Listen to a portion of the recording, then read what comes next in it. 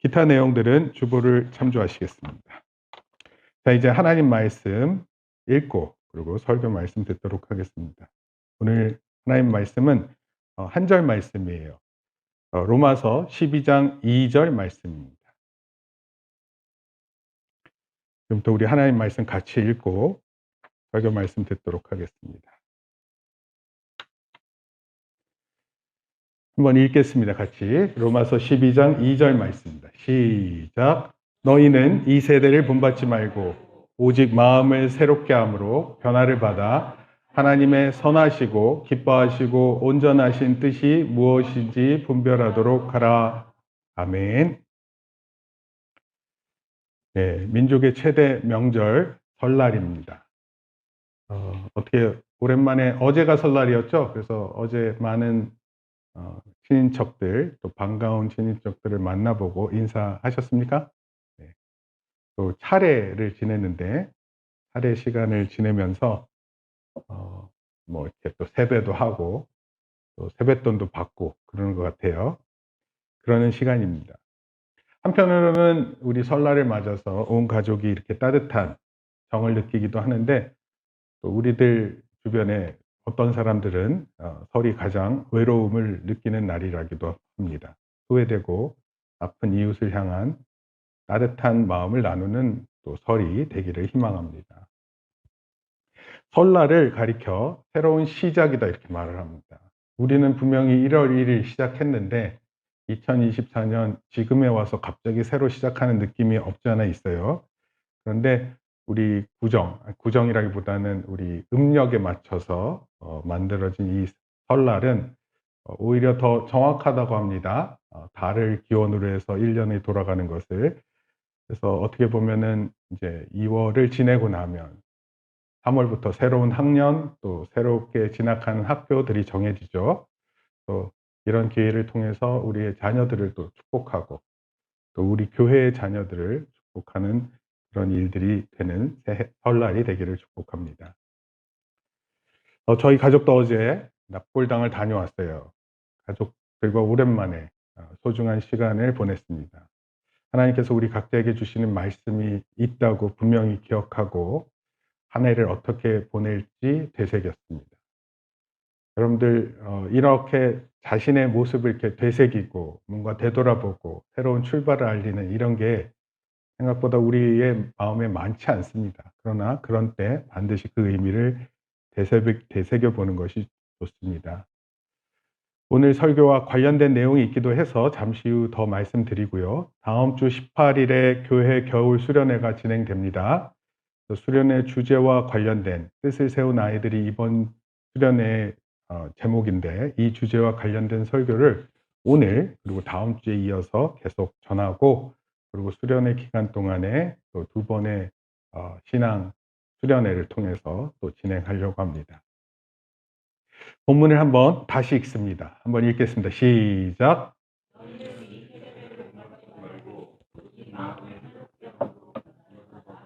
하나님의 선하시고 기뻐하시고 온전하신 뜻이 무엇인지 분별하도록 하라. 로마서 12장 2절 말씀이에요. 로마서는요, 오직 의인은 믿음으로 말미암아 살리라. 오직 구원받는 사람에게 필요한 것은 하나님의 은혜예요.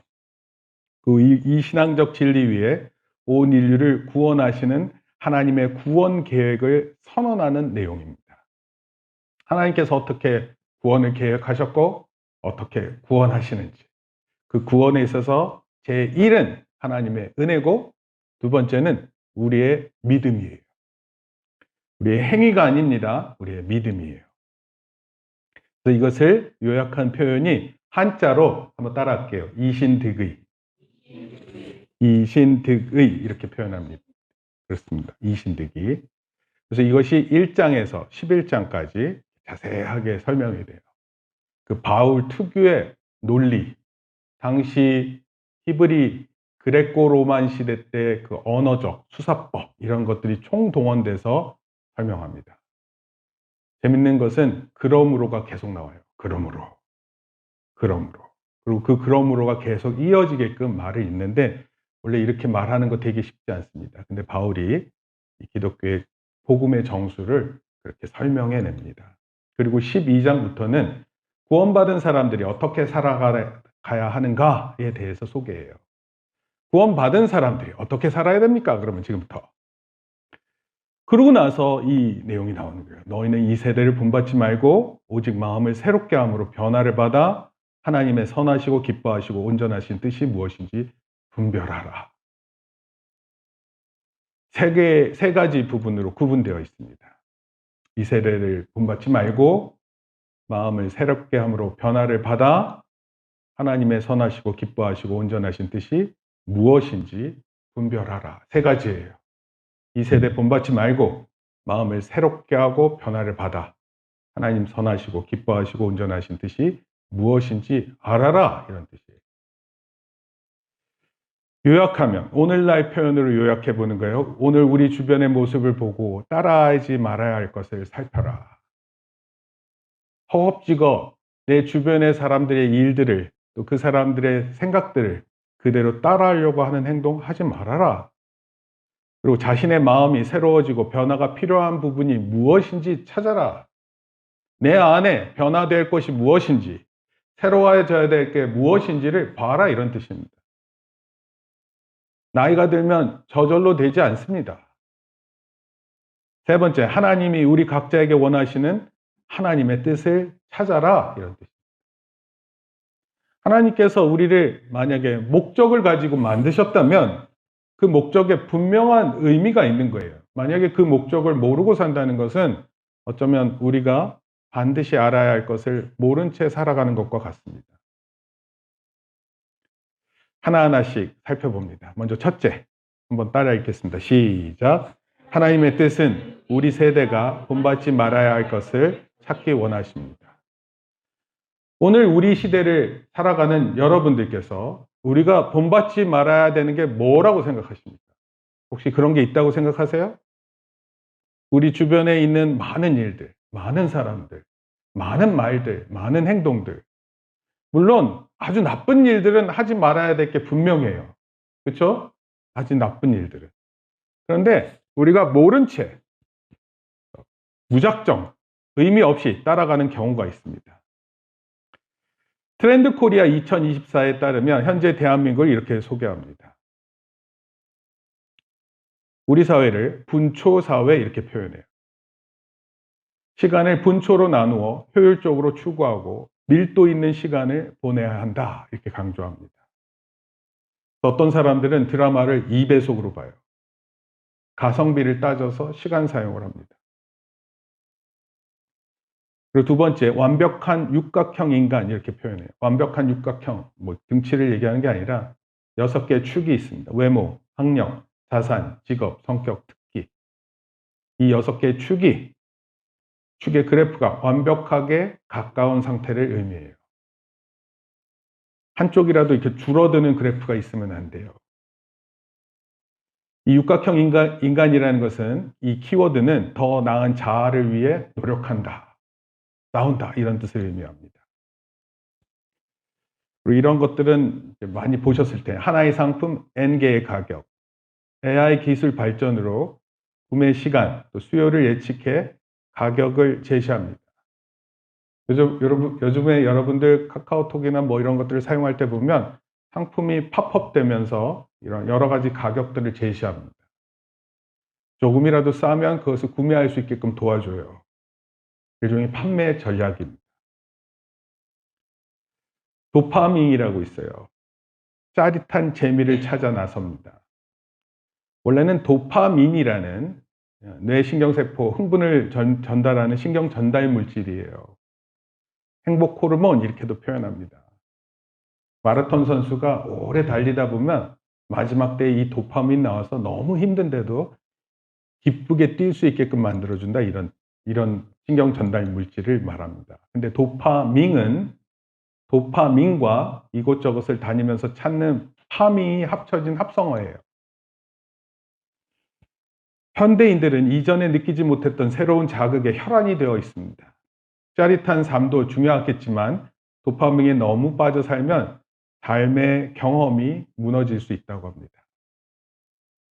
왜냐하면 이것만을 위해서 추구하다가 보니까 결국 어떻게 돼요?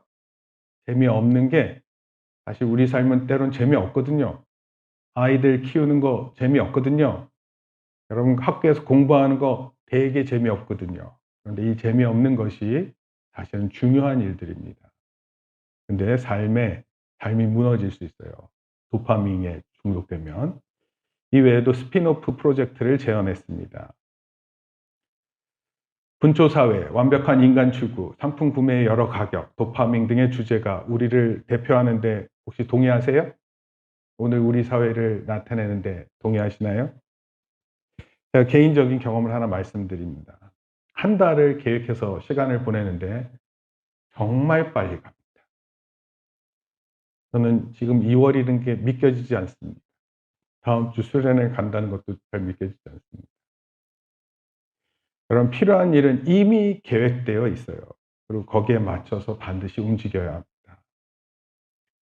좀처럼 이 사회의 속도에 맞추는 게 쉽지 않습니다. 언젠가는 제가 이걸 다 할 수 없을 때도 올 것이다 이렇게 생각됩니다. 예를 들어서 어제 저희가 납골당을 다녀왔는데 11시에 출발했는데 6시에 도착했습니다. 원래는 1시간 반 왕복, 그리고 거기서 1시간 머물면 한 4시간 정도면 끝나는데 7시간 걸렸습니다. 이거 이렇게 하는 거는 참 시간이 많은 다른 시간 계획이 필요하겠다 생각했습니다. 그리고 가족끼리 결정을 했어요. 될 수 있으면 설날에 움직이지 말자. 미리 가든지 후에 가든지 하자. 완벽한 인간 추구는 우리가 가진 마음의 큰 문제예요. 소위 perfectionist라 그래서 완벽주의자들. 열심히 하지 않고 좋은 결과를 바라는 그런 마음 있잖아요. 어떤 사람은 열심히 해서 좋은 결과를 얻었음에도 불구하고 마음이 불편하다고 합니다. 그만큼 완벽에 대한 스트레스가 커요. 그런데 사람들은요, 계속해서 자신을 몰아붙이고 누군가를 밀어붙입니다. 내 자신이 그렇게 못하는 존재임을 알면서도 다른 사람에게는 그걸 또 추구하려고 해요. 기업가들이 그렇게 하고 또 교육계에서 그렇게 합니다. 도파민 문제는 그야말로 큰 문제예요. 컴퓨터, 핸드폰 하나면 모든 문제를 잊게 해줍니다. 심지어 내가 해야 할 일을 잊게 해줘요. 또 내일의 걱정도 잊게 해줍니다. 그렇게 해서 우리의 시간을 허비하게 만듭니다.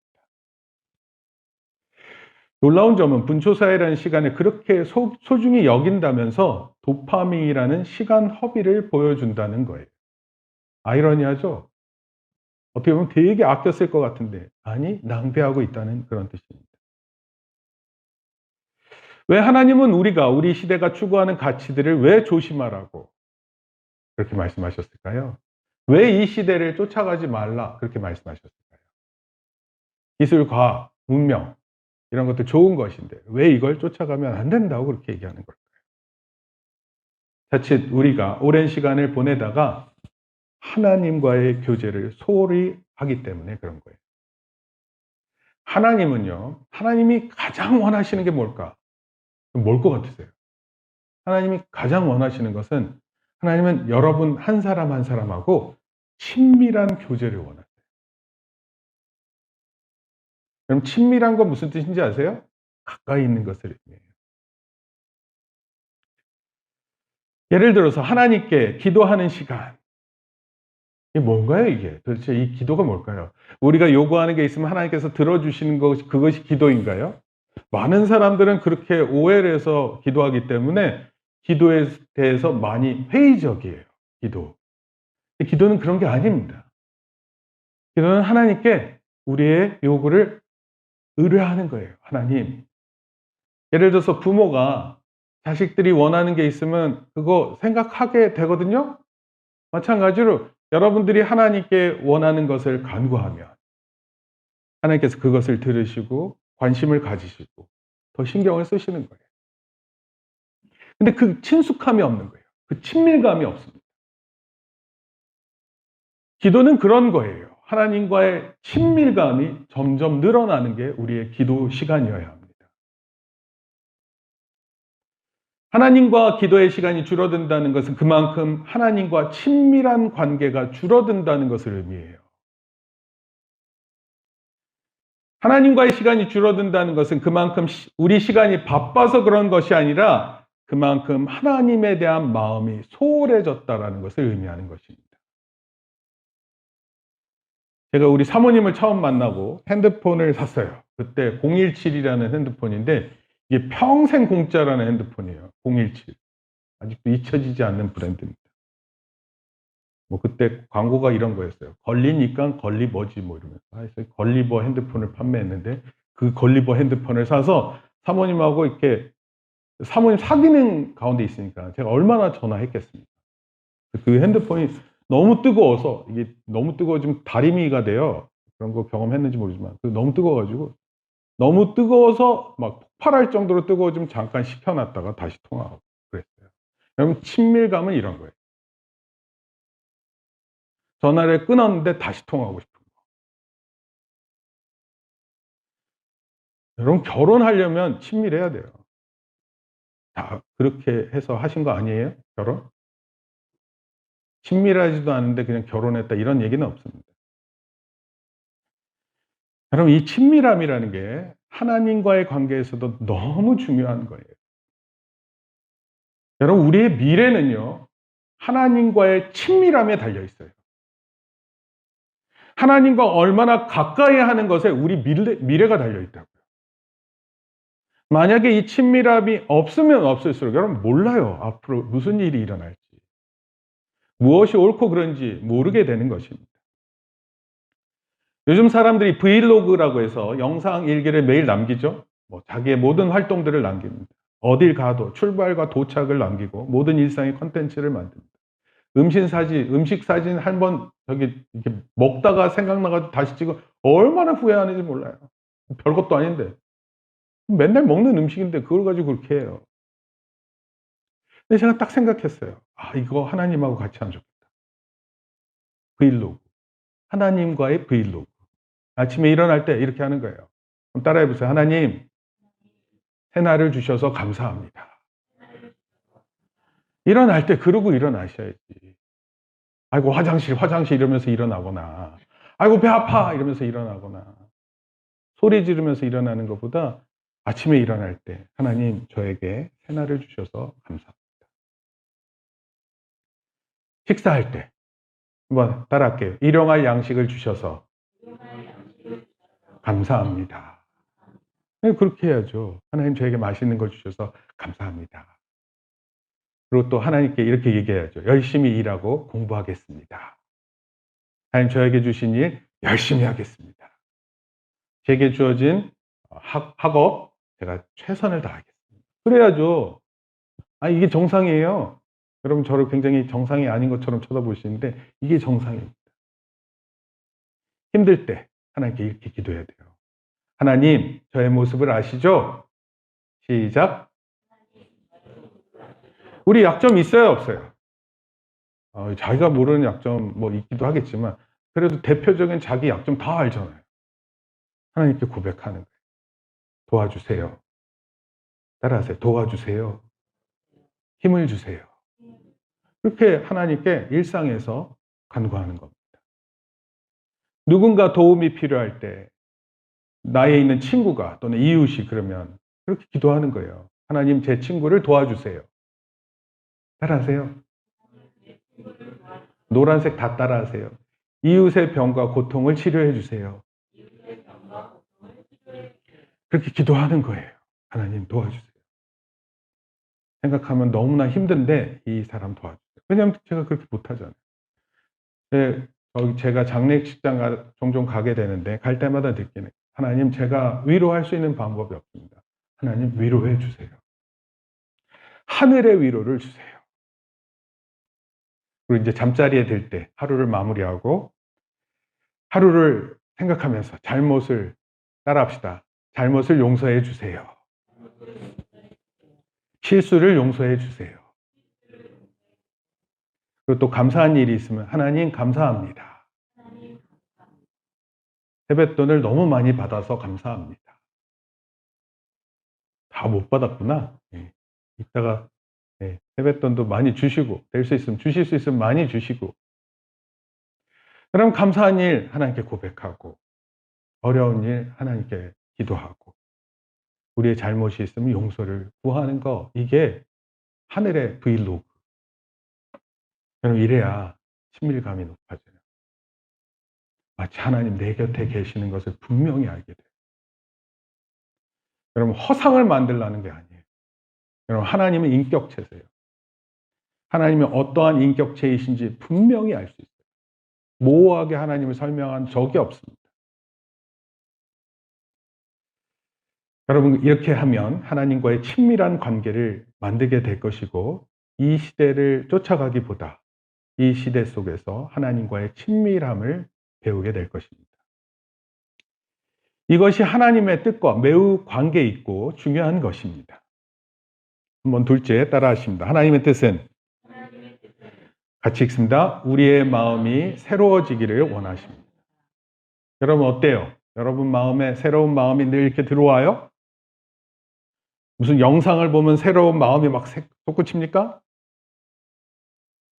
결국은 아시안게임 카타르가 우승했더라고요. 여러분 그럼 카타르가 우승한 걸 보면 무슨 새로운 생각이 막 떠오르고 그래요? 유학이라는 사서 중 하나인 대학에 다음과 같은 문구가 있습니다. 한번 읽어볼까요? 진실로 시작. 진실로 하루를 새롭게 할 수 있다면 나날을 새롭게 할 수 있고 또 날로 새로워집니다. 말 자체는 너무 좋은 얘기예요. 구일신, 일일신, 그 다음에 우일신 이런 뜻입니다. 일신, 우일신 이렇게 요약해서 표현하기도 해요. 일신은 날마다 새로워지기를 소원한다. 그래서 중국의 은 왕조의 탕 왕은 매일 목욕하고 몸과 마음을 깨끗이 하고자 했다고 합니다. 몸을 깨끗이 씻을 때 새로운 생각이 들어온다. 이렇게 생각했다는 거예요. 과연 목욕하면 새로워집니까? 이거 목욕하면 얼마 갑니까? 우리 몸이.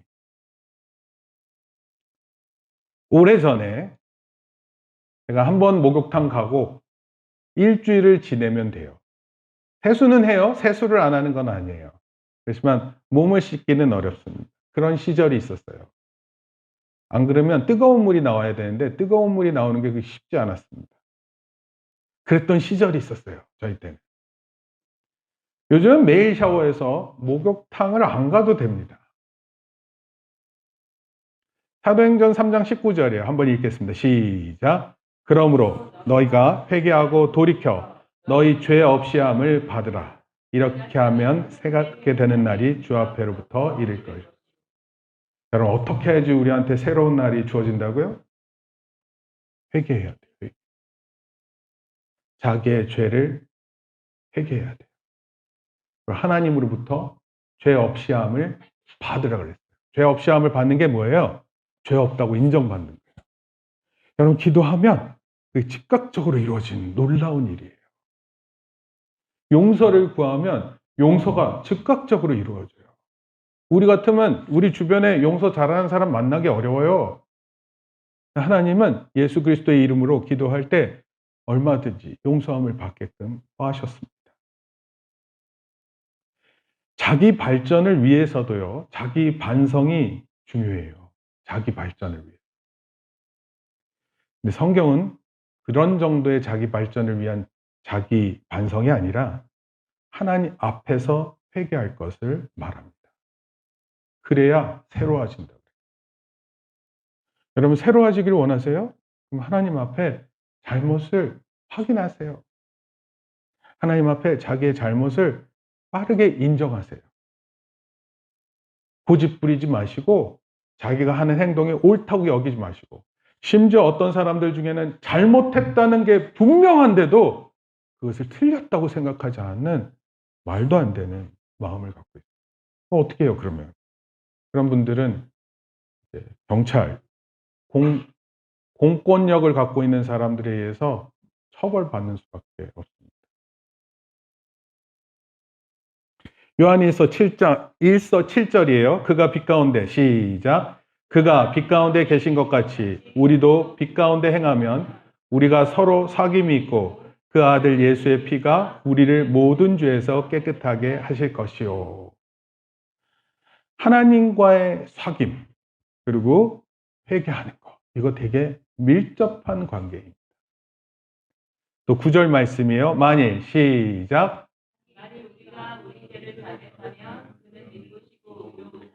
우리 죄를 사하시며 우리를 모든 불의에서 깨끗하게 하실 것이요. 네, 뭐 도와줘야 될 거 있으면 빨리 도와주세요. 네. 네. 우리가 우리 죄를 자백하면 우리 죄를 사해 주신다.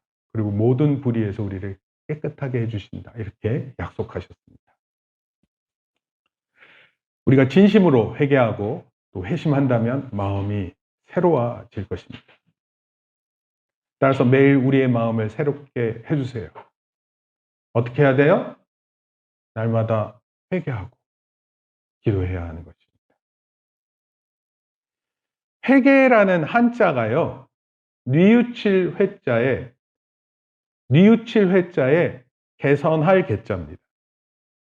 근데 이거를 회자를 돌아올 회자가 되면 원래 상태로 돌아온다 이런 뜻이에요, 회개가. 자칫 잘못하면 위험해요. 뉘우쳐야지 원래 상태로 돌아온다 그런 뜻이 아니에요. 새로운 것을 위해서 제가 또 한 가지 소개를 하자면 이렇습니다. 제가 자주 표현하는 거예요. 소위 산학협력단이라는 표현입니다. 들어보셨어요? 산학협력단. 대학과 연구소, 그리고 산업체와 국가 지자체가 협력하는 거예요. 대학과 연구소는 막 어떤 주제를 가지고 거기에 대해서 골몰하는 거예요. 그리고 가장 이상적인 거, 더 진리에 가까운 게 무엇인지를 살피는 곳입니다. 반면에 산업체, 국가 지자체는 실제적인 행동이 나타나는 곳이에요. 실제적으로 유익이 생기는 그런 일들입니다. 사업체 같은 경우에서는 그거를 통해서 돈을 벌게 되고 그런 거예요. 이 두 개가 산학이 협력할 때 창업을 지원하고 인력을 양산하고 기술을 개발합니다. 굉장히 중요한 거예요. 산학협력이 없으면 기술 개발 안 됩니다. 대표적인 예가 실리콘밸리와 스탠퍼드 대학교의 관계예요. 바로 옆에 있습니다. 이 둘이. 그 스탠퍼드 대학교를 통한 연구가 실리콘밸리에 있는 많은 투자 사업체들이 새롭게 형성되고 그것으로 만들어낸 회사가 정말 유명한 회사가 한둘이 아니에요. 마이크로소프트라든지 애플이라든지. 마찬가지로 반드시 기억하세요. 하나님과 여러분이 신앙 협력이 있어야 돼요. 이게 없잖아요. 여러분들에게 새로운 것이라고는 하나도 없는 거예요. 여러분 지식을 뭔가 하나를 배워도 그 새로운 느낌이 있거든요. 그것도 좋거든요. 근데 하나님이 나에게 새롭게 공급해 준다라는 깨달으면요, 그것만큼 신선하고 좋은 것은 없습니다. 그럼 그러려면 큐티해야 돼요. 큐티. 매일마다 말씀을 읽어야 돼요. 그리고 그 큐티를 통해서 새로운 하나님의 호흡이 우리 안에 들어오게 돼요. 창세기에 보면은 인간이 생명이 되는 과정에서 하나님께서 호흡을 넣어줄 때 생기가 돌잖아요. 흙으로 만들어진 존재가 생기가 돌아요. 하나님의 호흡이 없을 때 뭐 죽은 존재나 다름없죠. 흙이라는 존재 외에는 아무 의미가 없는 것이 될 수 있어요. 아무튼 하나님의 호흡, 하나님의 말씀을 통해서 우리가 새로워지는 것입니다. 제가 첫째, 둘째 얘기를 했는데 첫째, 도파민 조심하시고요. 두 번째, 큐티 하세요. 요약하면 이렇습니다. 세 번째, 한번 읽겠습니다. 시작. 하나님의 뜻은 하나님 뭐 원하신다고요? 하나님이 원하시는 세대. 어떤 사람일까요? 이 사람들. 잘 보세요. 어떤 사람을 원하시는지. 저는 하나님 말씀으로 세 가지가 새로워져야 된다고. 세 가지. 첫째, 비전이에요. 비전. 잠언서 말씀인데요. 29장 18절 읽습니다. 시작. 묵시가 없으면 백성이 방자히 행하거니와 율법을 지키는 자는 복이 있느니라. 묵시라는 것은요, 이걸 다른 말로 비전 이렇게 표현하면 돼요. 앞에 내가 뭘 해야 될지 보이지가 않아요. 그러니까 마음대로 행하는 거. 여러분, 우리가 중요시 여기는 중요한 가치를 다 무너져요. 그게 왜 그래요? 자기가 뭘 해야 될지 모르면 그렇게 되는 거예요. 그래서 방자히 행한다, 제멋대로 행한다 이런 뜻이에요. 자기 하고 싶은 대로 한다 이런 뜻입니다.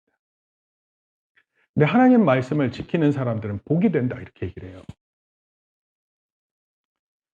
하나님께서 나의 미래를 향한 어떤 목표가 없다는 것은 정말 미래가 없다는 뜻하고 동일해요. 그래서 작은 비전이라도 시작해야 합니다. 작은 일이라도 꿈꾸기 시작해야 돼요. 두 번째가 사명입니다. 마태복음 28장 19절 시작. 그러므로 너희는 가서 제자를 삼아 아버지와 아들과 성령의 이름으로 세례를 주라. 성령의 이름으로. 그렇게 얘기를 했어요. 성령의 이름으로 세례를 주라. 온 민족을 향해 하나님의 말씀을 전하는 거예요. 온 민족. 요즘에는 한국말을 잘하는 외국인도 얼마나 많은지 몰라요. 꼭 영어 안 써도 됩니다. 지난주 설교에서 사무엘상에 나타난 예수 그리스도 이렇게 설명을 드렸는데 한 사람의 승리가 그 다윗이죠. 다윗의 승리가 한 국가의 승리이기도 했거든요. 마찬가지로 예수 그리스도가 십자가에서 이루신 승리는 예수님 한 분이 일으키신 것인데 그것이 우리에게 보장되어 있어요. 사망을 이긴 승리예요. 그리고 이 사망을 이긴 승리, 부활이 우리에게도 그대로 적용되는 거예요. 다윗 한 사람이 이겨서 온 국가가 이기는 거예요. 예수님 한 사람이 사망의 권세로부터 승리를 이긴 이 승리감이 오늘 우리에게 전해지는 것입니다. 여러분, 이런 사람들이 사명감을 알아요. 아, 내가 지금 사는 게 나도 늙어 죽고 그러고 뭐 늙으면 아무것도 못하는 때가 오는구나. 그렇지만 내가 하나님께 어떤 존재임을 아는 거예요. 그리고 그 부활의 능력으로 복음을 전파하는 것입니다. 저도 이렇게 지나가다 보면은 어떤 한 사람을 보면 저 사람을 내가 복음을 전한다 그러면 어떻게 해야 될까 이런 고민을 해봐요. 저분한테는 내가 어떻게 접근해야 할 것인가. 분명히 한국 사람인데 접근하는데 고민이 필요해요. 여러분, 다른 나라를 찾아가는 것도 고민이 필요해요. 언어를 일단 이해해야 될 것이고 그 사람에게 어떻게 해서든지 예수 그리스도를 소개해야 될 것 아닙니까? 근데 이 사명을 깨닫는 거예요. 사명은 뭐예요? 그것을 내가 어떻게 해야지? 이것만 생각하는 게 아니라 실제로 그 생각을 해서 찾아가는 것을 의미해요. 세 번째, 따라합시다. 열정. 첫 번째가 뭐였어요? 비전. 두 번째가 뭐죠? 사명. 세 번째가 이 세 가지가 있어야 돼. 이 세 가지. 히브리서 13장 15절 시작. 이러므로 우리가 예수로 말미암아 항상 찬미와 제사를 하나님께 드리자. 이는 그 이름을 증거하는 입술의 열매입니다. 여러분, 여러분이 예배를 통해서 찬송하고 말씀을 읽고 이렇게 하는 그것이 열매가 된다니까요. 그냥 따라하라고 해서 따라해 봤는데 그게 되는 거예요. 여러분, 군대 가잖아요. 훈련소에서 뭘 가리킵니까? 군대 가면 제일 먼저 뭘 가리킬 것 같아요? 제식 훈련을 가리킵니다. 제식 훈련. 제식 훈련이 뭔지 아세요? 차렷! 경례! 열중셔! 이걸 얼마나 연습 많이 하는지 몰라요. 앞으로 가! 제자리에 서! 어떻게 생각나니? 좋잖아? 나와서 이렇게 제식 훈련을 딱 보여줄 수 있는 군인, 가장 가까운 군인 경험을 한 사람입니다. 제식 훈련 열심히 합니다. 여러분, 그때 훈련받은 군사들은 어떻게 움직이는 줄 아세요? 제식 훈련을 받은 사람들? 막 폭탄이 날라오고 총알이 날라오는데 공격 앞으로 뛰어나가요, 군인들이. 명령 한마디에 움직인단 말이에요. 그게 어떻게 가능해요? 총에 맞을 수 있는데요? 폭탄에 맞을 수 아니에요. 군인이 훈련되면, 제식 훈련이 분명히 수행되면 그렇게 움직이는 사람이 돼요. 다른 거예요. 일반인들은 도망가기 바쁜 거 아니에요. 하나님의 말씀을 읽고 하나님께 찬송을 드리는 가운데 여러분 열매가 생기는 거예요. 그런 일을 할 수 있고자 하는 열정이 생기는 거예요. 그러니까 찬송할 때 열심히 안 하잖아요. 저 진짜 간절히 기도해요. 무슨 기도요? 안 되길 기도해야죠. 하나님 저렇게 하면 안 되는 거 되게 해주세요. 하나님 저렇게 하나님 말씀 읽으면 안 되게 해주세요. 그래야 되는 거 아니에요? 아니면 정말 정신 차리게끔 교육하든지 가르치든지 해야죠. 그럼 이게 우리 입술의 열매가 될 수 있어요.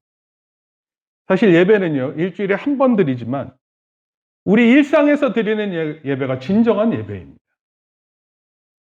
그리고 그 예배는 여러분의 열정을 일으킬 것이에요. 매일의 삶에 집중되게 할 것입니다. 그리고 이 열정을 통해서 열매 보게 되는 거예요. 요약하면 이렇습니다. 여러분 각자를 향한 하나님의 뜻은 비전의 사람을 필요해요. 사명의 사람을 필요로 합니다. 열정의 사람을 필요로 하시는 거예요. 하나님이 그냥 대충 느끼고 대충 생각하고 막연히 되는 것을 기대하는 사람을 죄송한데 절대로 사용하지 않습니다. 따라서 우리의 비전은 하나님께서 예수 그리스도를 통해 전해주신 복음을 전파하는 일에 비전을 가졌어요. 세계인을 향한 위대한 사명을 가졌습니다. 또 우리 삶에서 예배하는 열정을 가진 것이에요. 여러분 이거 없으면 안 돼요.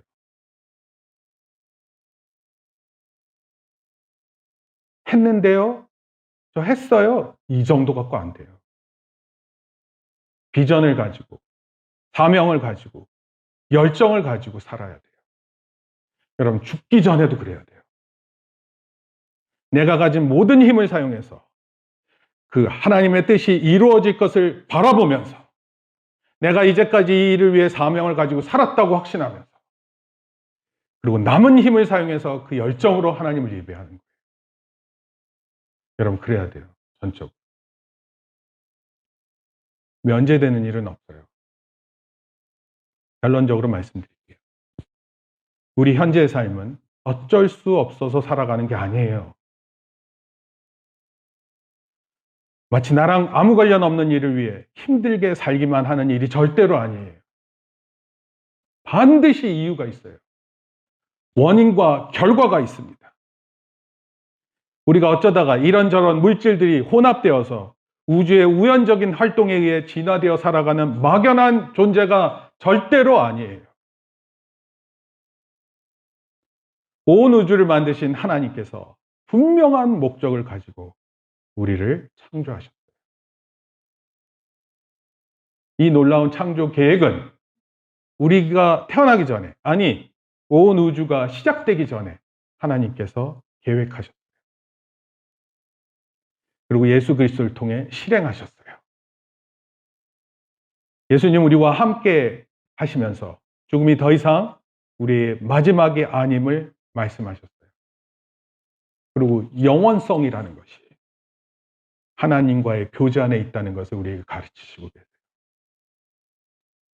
오늘 우리 삶에서 이루어지는 이 친밀한 교제, 이것은요, 영원토록 유지되는 거예요. 그러한 관계 속에 있는 우리가 그런 존재예요. 아무나 아니에요.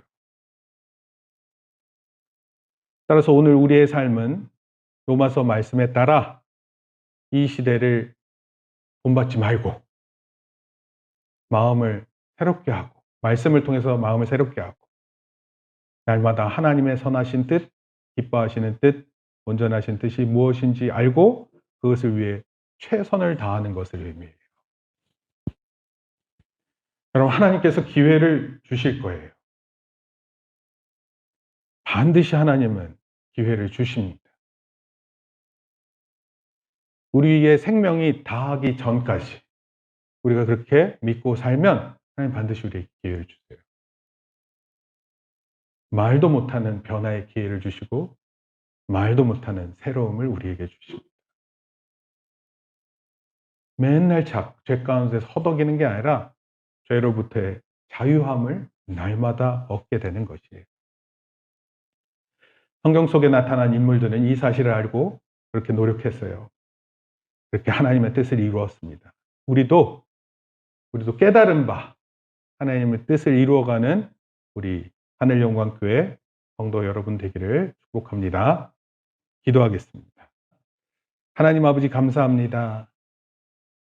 우리의 삶이 많은 해를 지내면서 더 힘들어지는 것도 있고 더 편리해지는 것도 있고 우리의 삶에 만감이 교차하지만 그러나 그런 가운데 하나님의 분명한 말씀이 있는 줄 믿습니다. 우리 하나님, 우리가 있기 전에, 온 세상이 있기 전에 하나님 이 세상을 계획하시고 그에 따라 창조하시고 또 그에 따라 시대가 움직여짐을 바라봅니다. 이런 가운데 있는 우리의 모습을 주께서 아시오니 우리를 불쌍히 여겨 주시옵소서. 하나님의 거룩하신 뜻에 참여하는 자 되게 우리를 도와주시옵소서. 이 세대를 분별하게 하시고 이 세대를 본받지 말게 하시며 하나님의 말씀에 힘입어 하나님의 우리 마음 가운데 새로움이 늘 흘러넘칠 수 있게 하시며 그런 가운데 하나님의 뜻을 구현하는 비전을 가지고 사명을 가지고 열정을 가진 우리들 되게 붙들어 주시옵소서. 이제는 우리 주 예수 그리스도의 은혜와 하나님 아버지의 크신 사랑과 성령님의 감화 감동 교통하심이 하나님의 뜻을 알고자 하는 우리 성도들 머리 위에 이제로부터 영원토록 함께 있을지어다. 아멘. 우리 박수로 하나님께 영광 돌리고 또 우리 옆에 계시는 분들한테 인사합니다. 새해 복 많이 받으세요.